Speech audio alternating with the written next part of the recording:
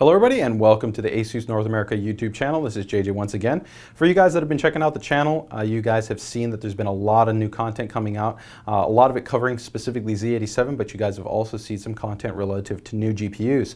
We recently covered our brand new ASUS GeForce GTX 770 DirectCU II graphics card. That was an ultra high-end card, really targeted at you guys that are interested in the highest level of ultra HD gaming. And now this time around, we're actually going to be talking an entirely new GPU once again, but this is going to be the new NVIDIA GeForce GTX 760. So this is targeted a bit more in terms of that high-end mid-range focus, where you guys are still looking for ultra high-end gaming capability in terms of the performance and image qualities that the card can run at, but while bringing down that price band and allowing it to be quite a bit more accessible to the rest of the marketplace. So as always, we're going to be covering a lot about what we're doing on our non-reference designs in terms of making the card cooler, quieter, and perform faster than reference-based solutions. And we're going to be talking about the power topology, the layout of the card, and a lot of the unique characteristics of what we're doing on our ASUS NVIDIA GeForce GTX 760 graphics card.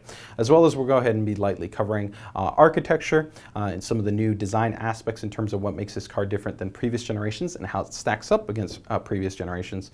And like always, a little bit in terms of what comes included with the graphics card itself. So first off, let's go ahead and give you a little bit of perspective and compare the brand new GeForce GTX 760 to some of the previous generation cards and give you some insight into the architecture. Okay guys, so like we talked about, this is an entirely brand new GPU. So this is a new GPU that sits in terms of the NVIDIA's product landscape that's pretty straightforward. On the top end, if we consider, we have the GeForce GTX Titan. Right below that, we have the recently introduced GeForce GTX 780. Then we have the GeForce GTX 770. And now we have the GeForce GTX 760. So this is a card that's really squarely pegged at the high-end but mid-range based category. You're looking at about a $310 graphics card. So it's considerably under the price band that you're going to have with the 770 and the 780, with the 770 being still about $100 more expensive. But when you take a look at the performance architecture, it's still quite solid. We're taking a look at approximately a little bit over 1100 CUDA cores on the unit. We have 6 SMX instruction sets, and then on top of that, we're going to have 6 gigahertz enabled memory. Now, our graphics card is actually going to be overclocked, and because of its optimal cooling and power delivery design, we're going to be boosting and clocking higher than the reference-based solution. So we're going to even be giving you better than reference-based performance. So if you're taking a look at any reviews that show you performance that you're happy with on the GeForce GTX 760, it's going to even be better on our graphics card. When you factor that kind of all together, this card features improvements such as the GPU boost technology, which allow it to boost more consistently based on temperature as opposed to the previous generation where it was power target based. You're going to consistently also get higher clocks on this card versus previous generation. And lastly, if we kind of take into consideration where this sits in relation to what you might have if you're running an older generation NVIDIA graphics card, then you're going to be looking at pretty big performance increases. If we take a look right here and we go to pretty much the two most popular GPUs that are right now out there for the majority of guys that are submitting information to the Steam hardware survey, we can see the GTX 560 is right now pretty much the most popular GPU on the Steam hardware survey, and you'd be looking at about 2x the performance. And that's not to even factor in things like power efficiency and technological feature sets that just are not available to you on the GeForce GTX 560 graphics card. So very impressive that you're going to get a huge upgrade in performance when you consider then jumping all the way back to something like a 200 series based GPU, like a 260 or 275, 285. You're talking about performance upgrades of almost 3x. And once again, you're not even counting all the evolutionary feature sets as well as revolutionary feature sets that you're going to have on the GPU. And these things are going to really come down to the in-game gameplay experience that you have, whether they're advanced features like DirectX 11, tessellation, ambient occlusion, TXXA, FXXA, and a huge amount more. So overall, for you guys that are really interested in all the ins and outs, make sure to check out nvidia.com for the latest information on the GeForce GTX 760, as well as the review sites. And for you guys that want more on the performance side, make sure to check out our performance-based video. With that, let's go ahead and take a little bit closer look at our ASUS GeForce GTX 760. Okay guys, first off we're just going to quickly touch on the accessories. We've gone ahead and already cracked open the box and opened them up for you. Pretty straightforward. We have an 8-pin PCI Express to dual 3-pin PCI Express based power adapter. Always make sure though that you're using a modern generation power supply. I recommend 80+ base power supplies with a minimum of a 450 watt base power supply for this graphics card and a higher performance system. If you want a little bit more wiggle room, consider something like a 550 watt. With that then they're pretty lean. But pretty straightforward. We of course have the quick setup guide, gives you all the information on how to successfully install the graphics card. Pretty straightforward. And then we have the software setup disc. This includes not only our GPU tweak graphics card utility, which allows you to tweak, tune, and customize all the aspects of your graphics card, including overclocking, voltage, and fan controls, and more, as well as the actual driver to successfully install this. Make sure that you head over though to NVIDIA's website and download the latest GeForce driver along with the GeForce Experience software to get the most out of the graphics card, not only in regards to functionality, but in regards to performance. With that, let's go ahead and actually now take a look at our brand new ASUS GeForce GTX 760 DirectCU II graphics card. Okay guys, now that we've taken a look at the accessories, here you can see that we've got our brand new ASUS GeForce GTX 760 DirectCU II graphics cards.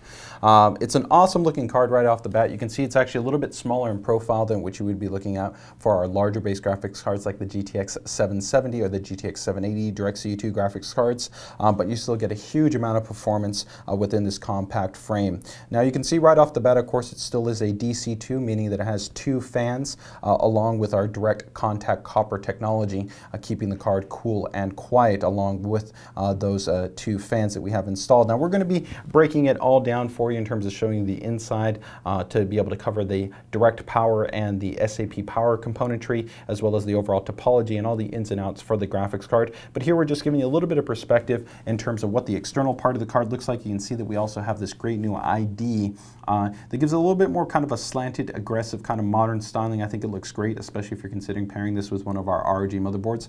We were showing it off a little bit earlier with our Maximus 6.0. Looks great. So first off, you can take a look here in terms of the front of the graphics card. When we go ahead and pop this actual entire shroud off, we're going to be able to show you the underside and the direct portion of the heatsink assembly that's underneath these fans. But both these fans actually feature our dust-proof fan technology. And one of the great things that we feature with this dust-proof fan technology is improved reliability. So that means that we can stop things like dust, debris, and dander, and other kind of particles that are in the air from getting on the inside of this hub assembly. And when it gets on the inside of the hub assembly, it can impact the rotation ability of this fan blade. And that's something you don't want because, of course, that's going to affect the overall operating lifespan and the functionality of your graphics card. So that's going to be a nice kind of touchstone point that we have here in terms of our non-reference design that is just part of the entire DC2 package in itself. So with that, let's go ahead and actually take a little bit more of a closer look around the entire aspect of the card before we go ahead and break it down and show you some of the inside componentry. Okay guys, so here taking a look at the display output connectivity, we can see that it's pretty robust. Of course, it features all the hallmark connectivity that we would expect from a modern generation NVIDIA graphics card, meaning that we have 4 digital display outputs and that can actually all be run real time. So that's great flexibility for you guys that need multi-monitor workflow flexibility, whether you're talking about 1 monitor, 2 monitors, 3 monitors, or even 4 monitors, with having that 4th monitor serve as an accessory display. Supports full 3D display output functionality, and even for you guys that are interested in the latest generation of 4K panels, such as our brand new 4K monitor that we've just released to the market, this graphics card will take care of you in terms of outputting every single resolution that you could ask for. So a great deal amount of flexibility. All these are full-size connection points, including a full-size display port, full-size HDMI, and then 2 full-size DVI with the DVI supporting dual link. So a huge amount of flexibility that you have here in terms of your display out connectivity. Next up, we're going to go ahead and take a look at the back of the card and start to look at some of the non-reference power aspects of what we've done here on our DirectCU II graphics card. Okay guys, so next up, now that we've taken a look at our display output, we want to take a look at the back of the card. Now normally it's not a huge amount to take a look at on the back of a graphics card, but us being ASUS, we're always bringing something special to the table, so we've got a little bit more than what most cards are going to be offering. So first up, we can see right in the center, we've got something that just looks entirely different, and that's going to be our new direct power implementation. So this is a new aspect of the non-reference power delivery componentry that we integrated on our graphics cards with our kind of our pursuit of giving you guys the best performance and the best power delivery that we can integrate integrate onto graphics cards. Really what this actually implementation allows us to do is a couple of things. One is to reduce the temperatures. We can have about approximately 15% lower PCB board temperatures than we would have with reference cards that don't feature direct power. And that's going to be specifically in this section of the board. There's going to be much lower operating temperature than you would have on a reference series graphics card. And that's great because one thing that people don't realize is that you do have what's called radiative heat dissipation. So any points where there's a large buildup of heat can actually kind of dissipate into your chassis-based environment. And unless you have kind of some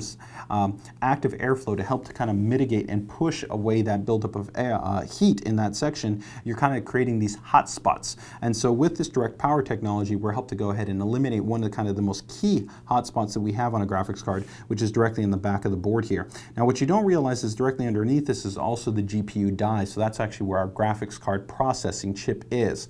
So where all that real work is happening is on the other side of the PCB board, and so that's a corresponding point to really create a lot of heat. So anything that we can do to minimize that is going to be positive. Now in that same respect, moving away from temperature, the other big area that we improve upon is overall power quality. So the actually ability to go ahead and have cleaner and more efficient power delivery with significantly lower impedance is achieved through the utilization of this direct power implementation. If you want to think about it, what we've essentially done is created almost like a bridge dedicated highway to allow for the actual current to travel that much more efficiently as opposed to being channeled through on a layer that would be through the entire PCB board, where it would have to traverse along with a lot of other signals and be impacted. So essentially here we've kind of given a dedicated space for that to be able to travel through much more effectively and much more efficiently, helping to improve our overall power delivery capability. And tied in with that, of course, we can see here that we have our favorite pause caps, or what we refer to as our SAP caps. These are in a classic back-to-back configuration, so they're behind the GPU itself, providing an immediate high level of capacitance to provide power to that GPU. So when that GPU boost is dynamically clocking up that frequency, or when we're overclocking that graphics card, bam, it can go ahead and tap that guy for additional power to go ahead and ensure better stability and overall better overclockability.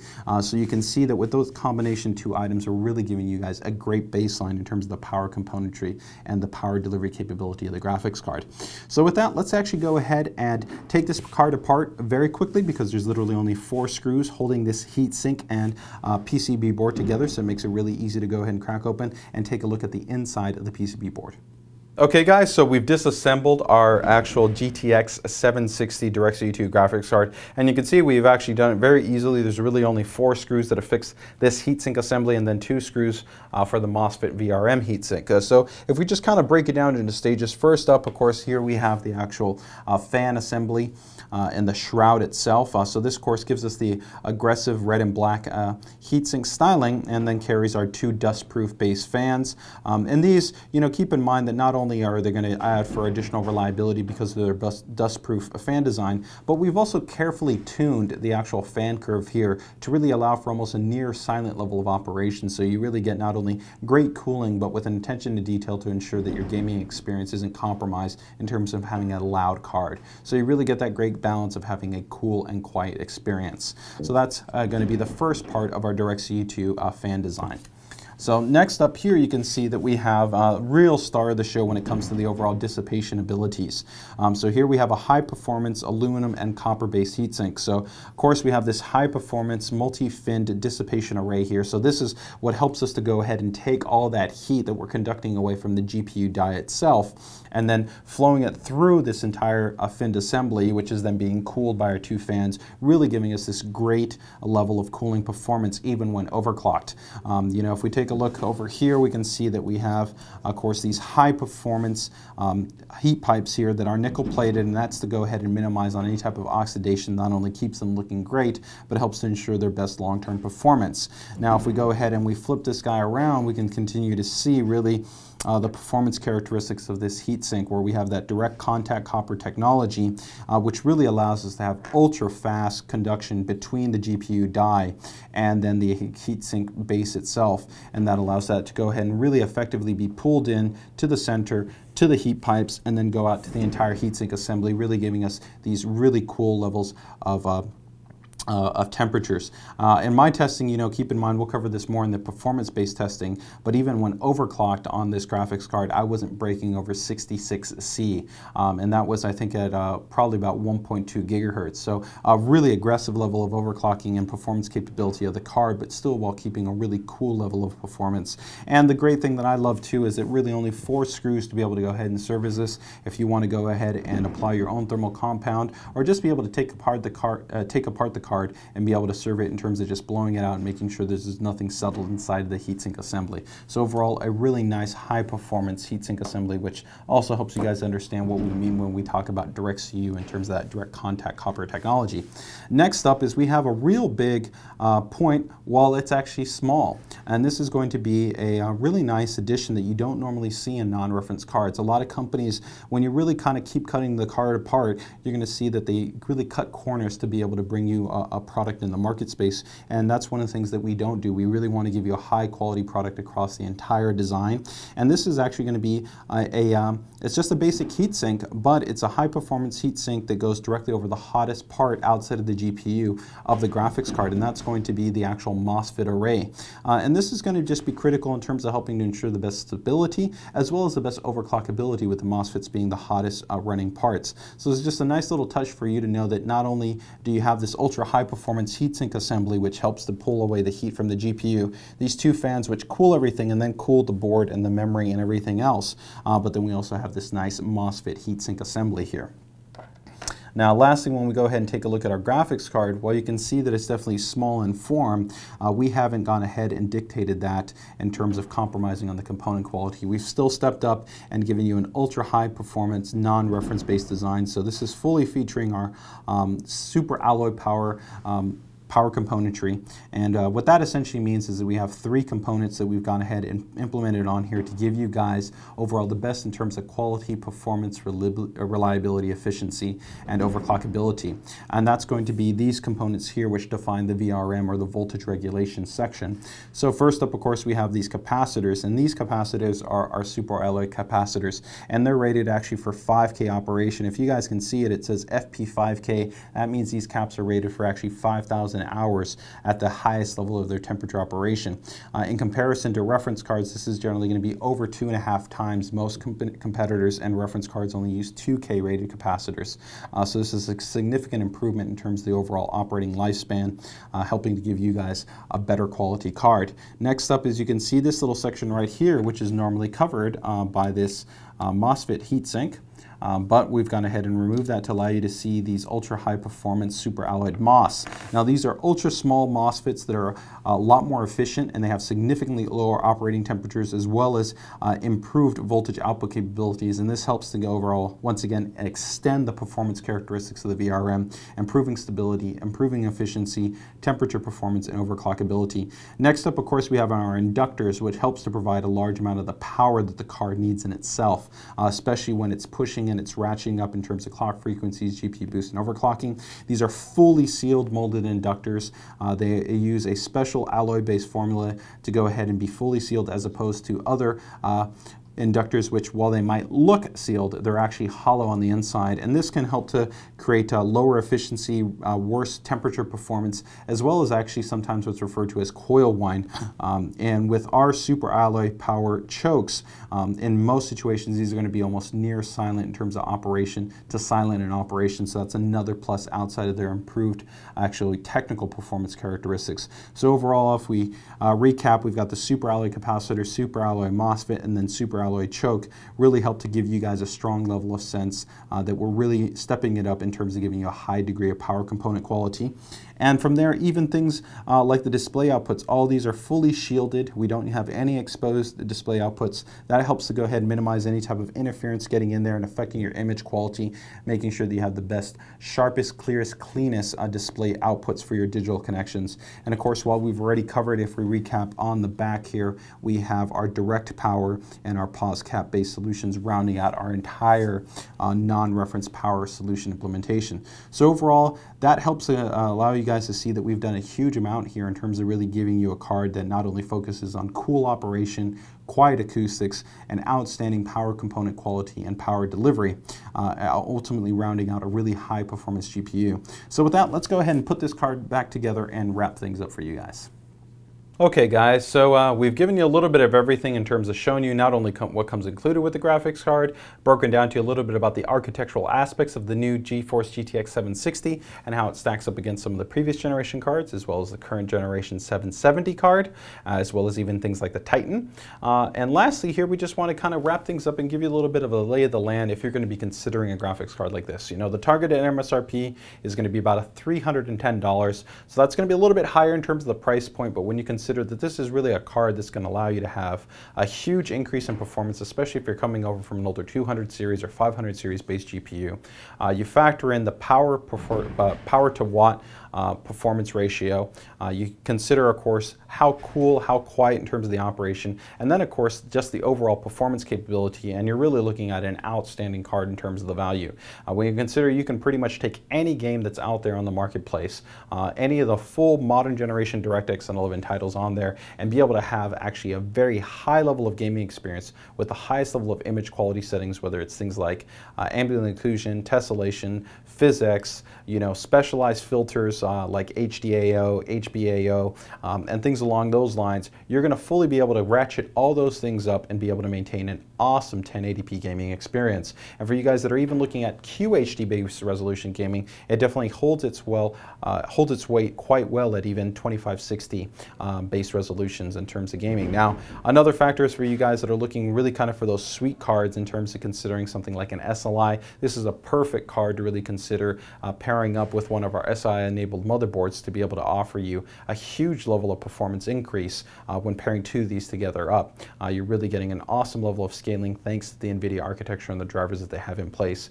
And when you factor in also, there's a lot of other supplemental features that are part of these cards that really add a whole nother level of value that you might not have in your current generation cards, such as 3D support, an integrated H.264 encoder that allows you to do advanced real-time hardware-based encoding, which will even at a later date be incorporated with NVIDIA Shadowplay to allow you to do full real-time gameplay recording while you're in-game with having little to no performance impact on your frame rate, to then offering, of course, CUDA support for advanced acceleration and multimedia applications, and even things like full real-time streaming with, you know, products like NVIDIA Shield, where you'll be able to take your games and actually run them off of your GPU, but be able to play them and actually on a portable, on a portable product is pretty impressive. So overall, I think, you know, it's a great part. You're getting a huge amount of performance, really great acoustics, really great temperatures. As always, if you guys have any questions, comments, feedback, I'd love to see them here on the page. You can make sure to drop them here in the comments section. I'll do my best to go ahead and get back to you.